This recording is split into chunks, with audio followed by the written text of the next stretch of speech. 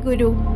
कथारे अछि नियति ही केन बाध्यते, अर्थात नियति केबे भी कहारी को कौनसी थिरे मध्य बाध्य करे नाही। तेणु ही तो विधाता पुरुष सेही नियतिर सुचालनार विधान आम मानक पाखरे तोली देई जाइछंती। बारे बारे प्रति पदे पदे आम मानक सचेतन करई देई जाइछंती जे सेही सुनियम को सुविनायित भावरे निज जीवन रे प्रस्फुटित करि तोलिबा पाई तांकरी सेही अमोघ निर्देश ही प्रति प्रत्येकंक पाई विधान। तेणु ही तो से विधाता पुरुष आउ विधान विधाता पुरुषंक द्वारा सृष्ट हेले मध्य तांकरी सेही प्रदत्त विधान को विधि भावरे विधाता पुरुषंक मध्य मानि चलिबाको पड़े। आउ आमे तो छार मनीष, तेणु लोकमुखरे आउ गोटिए कथा भी अछि, निष्ठुर विधि को उपेक्षा कले विधाता पुरुष मध्य असहाय होई पड़ती। आउ एहार ज्वलंत दृष्टांत आमे पूर्व भिडियो रे अमिया मांक पाखरु हेमकवि विषय रे जे विवरणी पाइथिले सेथिरे स्पष्ट भावरे अनुमेय। सेई तो विधाता पुरुष बहुबार हेमकवि को बंचाइबा पाई तांको जे विधान देइथिले हेमकवि किंतु सेही विधान को अणदेखा करि चलिले। तेणु विधि को अवमानना करिले विधाता पुरुष बा किपरि तांको बंचाई पारिथान्ते। कारण नरलीला क्रमे विधाता पुरुषंको मध्य तांकर सृष्ट विधि को तांको निजको मानि चलिबाको पड़े। से जहा हेउ आसंतु आज आमे आउ जणे आश्रमिका मांक विषय रे शुणिबा जिए कि सारा जीवन श्री श्री ठाकुरंक श्री चरण रे निज जीवन को तांकरी श्रीपद पद्म रे आभूषण रूप रे समर्पण करि देइथिले। सेही सुप्रभामा जिए कि आश्रमिक समस्तंक पाखरे भूषणी मा नाम रे परिचिता थिले। आसंतु शुणिबा।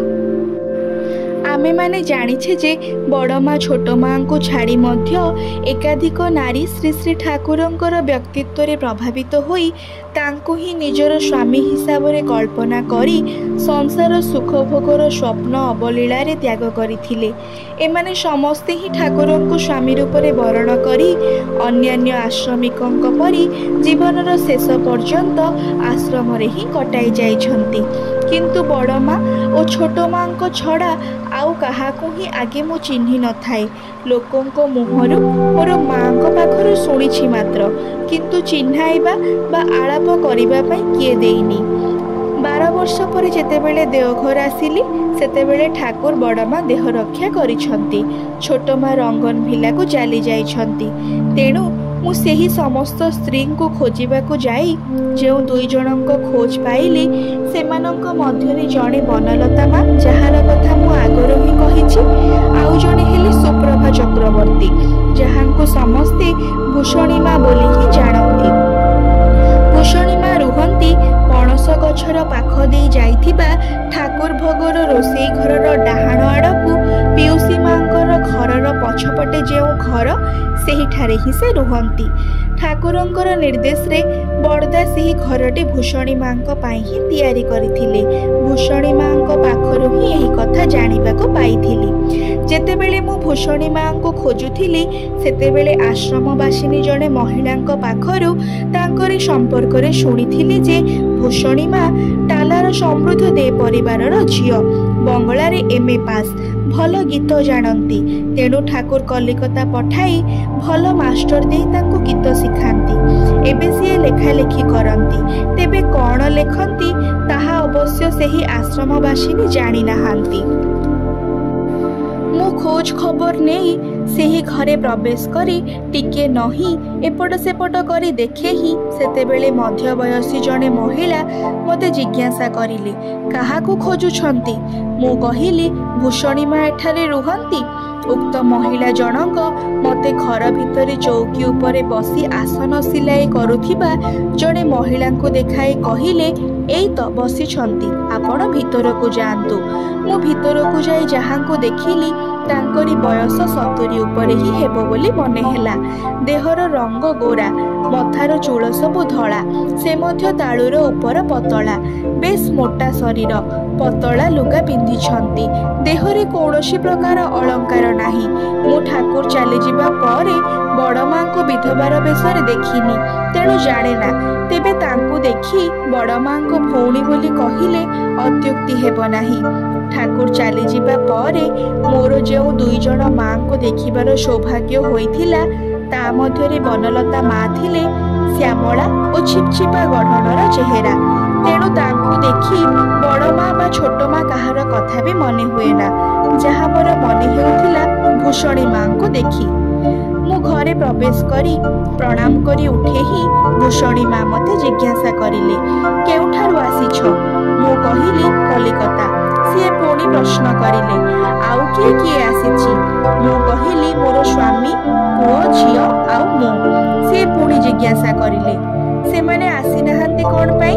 ମୁଁ କହିଲି, ସେମାନେ ନନ୍ଦନ ପାହାଡ଼କୁ ଯାଇଛନ୍ତି। ସେ କହିଲେ, ଓ ସେମାନଙ୍କୁ କାଲି ନେଇ ଆସ। ମୁଁ କହିଲି, ଆଜ୍ଞା। ଏପରି ଭାବରେ ହିଁ ଭୂଷଣୀ ମାଙ୍କ ସଙ୍ଗେ ମୋର ପ୍ରଥମ ପରିଚୟ। ତାପରଠାରୁ ଯେତେଥର ହିଁ ଦେଓଘର ଆସିଛି, ଏମାନଙ୍କ ପାଖରେ ପ୍ରାର୍ଥନାର ପରେ ଏବଂ ସକାଳର ମଧ୍ୟ ଅନେକଟା ସମୟ କଟେଇଛି। ଠାକୁର ବଡ଼ମା ବଡ଼ଦା ଆଶ୍ରମର ପୁରୁଣା ଦିନର କଥା, ବର୍ତ୍ତମାନ ଦିନର କଥା, ସେମାନଙ୍କ ବ୍ୟକ୍ତିଗତ ଜୀବନର ଅନେକ କଥା ଜାଣିବାକୁ ଚେଷ୍ଟା କରିଛି, ଆଉ ଜାଣିଛି ମଧ୍ୟ। ମୋର ବହୁତ ସୌଭାଗ୍ୟ ଯେ ମୁଁ ଏମାନଙ୍କ ପାଖରୁ ଅନେକ ଭଲ ପାଇବା ପାଇଛି। ଯାହା ହେଉ, ଯାହା ଯାହା ଜାଣିଛି ଶୁଣିଛି ତାହା ନିଜର ଭାଷାରେ ବ୍ୟକ୍ତ କରିବା ପାଇଁ ଚେଷ୍ଟା କରିଛି। ଭୂଷଣୀ ମାଙ୍କର ବାବା ମା ପିଉସା ପିଉସୀ ଠାକୁରଙ୍କର ଦୀକ୍ଷିତ ଥିଲେ। ନିଃସନ୍ତାନ ପିଉସୀ ମା ଓ ପିଉସା ପାବନା ଆଶ୍ରମରେ ସ୍ଥାୟୀ ଭାବରେ ହିଁ ବସବାସ କରନ୍ତି। ପିଉସା ମହାଶୟ ଚାଲିପାରନ୍ତି ନାହିଁ ବୋଲି ଠାକୁର ତାଙ୍କୁ ହୁଇଲ୍ ଚେୟାର ତିଆରି କରି ଦେଇଥିଲେ। ଭୂଷଣୀ ମାଙ୍କର ଯେତେବେଳେ 7 ବର୍ଷର ବୟସ, ସେତେବେଳେ ସେ ଠାକୁରଙ୍କୁ ଦେଖନ୍ତି। ସେହି ସମୟରେ ଠାକୁର କଲିକତାରେ ଥିଲେ। ଭୂଷଣୀ ମାଙ୍କର ବାବାଙ୍କର ଆମନ୍ତ୍ରଣରେ ଠାକୁର ସଦଳ ବଳେ ସେମାନଙ୍କ ଘରକୁ ଆସନ୍ତି। ତାଙ୍କରି ବାବା 108ଟି ପଦ୍ମଫୁଲ ଶ୍ରୀ ଶ୍ରୀ ଠାକୁରଙ୍କର ଶ୍ରୀଚରଣରେ ଓ ମଥାରେ ଦେଇ ଠାକୁରଙ୍କୁ ପ୍ରଣାମ କରିଥିଲେ ଏବଂ ଠାକୁରଙ୍କୁ କାନ୍ଧରେ ନେଇ ନାଚିଥିଲେ। ଭୂଷଣୀ ମାଙ୍କର ସ୍ପଷ୍ଟ ମନେ ଅଛି ସେସବୁ କଥା। ସେତେବେଳେ ହିଁ ଠାକୁରଙ୍କୁ ତାଙ୍କୁ ଖୁବ୍ ଭଲ ଲାଗିଥିଲା। ଠାକୁରଙ୍କର ବୟସ ସେତେବେଳେ 30 କି 32 ବର୍ଷ ହେବ। ତାପରେ ଭୂଷଣୀ ମାଙ୍କର ଯେତେବେଳେ 14 ବର୍ଷର ବୟସ, ସେତେବେଳେ ମା ବାବାଙ୍କ ସଙ୍ଗେ ସେ ଠାକୁର ଦର୍ଶନରେ ପାବନା ଆଶ୍ରମ ଆସନ୍ତି। ଆଶ୍ରମ ଏବଂ ଆଶ୍ରମର ପରିବେଶ ତାଙ୍କୁ ଖୁବ୍ ହିଁ ଭଲ ଲାଗିଯାଏ। ସମବୟସୀ ଅନେକ ଝିଅମାନଙ୍କୁ ସେଠାରେ ପଢ଼ାପଢ଼ି କରିବାର ଦେଖି ସେଠାରେ ହିଁ ପଢ଼ିବେ ବୋଲି ଜିଦ୍ ଧରି ଠାକୁରଙ୍କର ଅନୁମତି ନେଇ ପିଉସୀ ମା ଓ ପିଉସା ମହାଶୟଙ୍କର ପାଖରେ ରହିଯାଆନ୍ତି। ଦିନେ ମୁଁ ପ୍ରଶ୍ନ କରିଲି, ଆପଣଙ୍କର ନାଁ ତ ସୁପ୍ରଭା, ତାହେଲେ ସମସ୍ତେ ଆପଣଙ୍କୁ ଭୂଷଣୀ ମା ବୋଲି ଡାକନ୍ତି କ'ଣ ପାଇଁ? ଉତ୍ତରରେ ସେ କହିଲେ, ଆଶ୍ରମକୁ ଆସିବା ପରେ ଠାକୁର ହିଁ ମୋତେ ଭୂଷଣୀ ବୋଲି ଡାକିବା ଆରମ୍ଭ କରନ୍ତି। ଓ ମା, ଦେଖେ, ଆଶ୍ରମରେ ସମସ୍ତେ ହିଁ ସେତେବେଳେ ମୋତେ ଭୂଷଣୀ ବୋଲି ଡାକିବା ଆରମ୍ଭ କରିଲେ। ମୋତେ କିନ୍ତୁ ଭୂଷଣୀ ନାଁଟା ମୋଟେ ହିଁ ଭଲ ଲାଗେ ନାହିଁ। ଦିନେ ଠାକୁରଙ୍କୁ ସେ କଥା କହିଲି ମଧ୍ୟ, ଆପଣ ମୋତେ ଭୂଷଣୀ ବୋଲି ଡାକନ୍ତି ବୋଲି ସମସ୍ତେ ହିଁ ମୋତେ ଭୂଷଣୀ ବୋଲି ଡାକନ୍ତି। ଆପଣ ସମସ୍ତଙ୍କୁ ଡାକିବା ପାଇଁ ନିଷେଧ କରିଦିଅନ୍ତୁ। ଠାକୁର ହସି କହିଲେ, କ'ଣ ପାଇଁ ରେ? ଭୂଷଣୀ ନାଁଟା ତ ଖୁବ୍ ସୁନ୍ଦର ନା। ଭୂଷଣୀ ମାନେ ଜାଣୁ, ଭୂଷଣ ମାନେ ଅଳଙ୍କାର। କାହାର ଅଳଙ୍କାର? ଭଗବାନଙ୍କର ଅଳଙ୍କାର, ମାନେ ଅହଙ୍କାର। କହି ଠାକୁର ଖୁବ୍ ହସିବାକୁ ଲାଗିଲେ। ସେହିଦିନ ଠାରୁ ଭୂଷଣୀ ନାଁଟା ମୋତେ ଭଲ ଲାଗିବାକୁ ଲାଗିଲା। ଆଶ୍ରମରେ ବେଶ୍ ଆନନ୍ଦରେ ହିଁ ଅଛି। ସମସ୍ତଙ୍କ ସଙ୍ଗେ ମିଳିମିଶି କାମ କରେ, ଆଉ ସନ୍ଧ୍ୟାରେ ବନ୍ଧ ଉପରେ ବସେ। ପଦ୍ମାଜଳରେ ପାଦ ବୁଡ଼ାଇ ରଖି ସମବୟସ୍କଙ୍କ ସହ ଗଳ୍ପଗୁଜବ କରେ। ତା ସଙ୍ଗେ ପଢ଼ାପଢ଼ି ବି କରେ। ଗୋଟିଏ ପରେ ଗୋଟିଏ ପାସ୍ କରି କରି ବିଏ ବି ପାସ୍ କରିଲି। ସେହି ସମୟରେ ବାବା ଠାକୁରଙ୍କୁ ଚିଠି ଲେଖିଲେ, ଛୋଟ ଭଉଣୀର ସମ୍ବନ୍ଧ ଠିକ୍ ହୋଇଛି, ସୁପ୍ରଭା ପାଇଁ ମଧ୍ୟ ପାତ୍ର ଦେଖା ହୋଇଛି, ପ୍ରାୟ ଠିକ୍ ହେବା ଉପରେ, କେବଳ ଝିଅ ଦେଖିବା ବାକି ରହିଛି। ତେଣୁ ସେ ଶୀଘ୍ର ହିଁ ଆସୁଛନ୍ତି ମୋତେ ନେଇଯିବେ ଏବଂ ବିବାହର ଆଶୀର୍ବାଦ ନେବେ।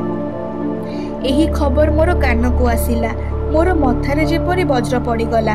ସର୍ବନାଶ! ଏହି ଆଶ୍ରମରେ ଏତେ ଆନନ୍ଦ, ଏତେ ସୁନ୍ଦର ପରିବେଶ ଛାଡ଼ି ମୋତେ ରହିବାକୁ ହେବ? ମୁଁ ବାହା ହିଁ ହେବିନି। କିନ୍ତୁ ପୁଣି ଭାବିଲି, ବାବାଙ୍କୁ ଯଦି ଠାକୁର ଆମର ବିବାହର ଆଶୀର୍ବାଦ ଦିଅନ୍ତି, ତାହେଲେ କୌଣସି କାରଣରେ ତ ବାବା ମା ତାର ଅନ୍ୟଥା କରିବେ ନାହିଁ। ତାହେଲେ ଉପାୟ କ'ଣ? दिन राति केवल गोटे ही चिंता मते घारी बसिला। कौन करी एही बाहाघर को एड़ाई जाई पारिबो। केवल चिंता करुथाए आउ नाम करुथाए आउ मने मने ठाकुरंक पाखरे प्रार्थना करुथाए, हे ठाकुर कौन करी एही बाहाघर अटकाइबी।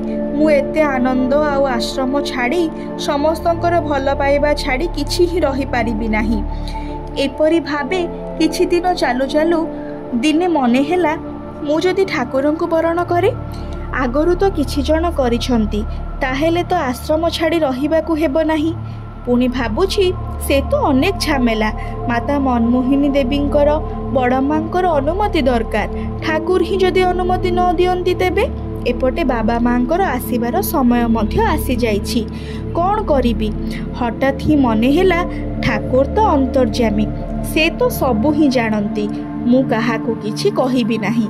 ठाकुर मते भूषणी बोली डाकंती। मु ठाकुरंक श्रीचरण रे भूषण होई रहिबी। केवल मु ही जानिबी, जहा करिबा कथा से ही करिबे। हुए तो मोर बाहाघरर अनुमति सी देबे नाही। एबे मते जहा करिबार अछि शीघ्र शीघ्र करिबाकू हेबो। एहा परे दिने शरीर खराबर कारणरू आश्रम गली नाही। पिउसी माँ बड़ माँ कामरे जोगाण दियंती, तेणु आश्रम चलीगले। मु आउ पिउषा महाशय घरे रहिलु।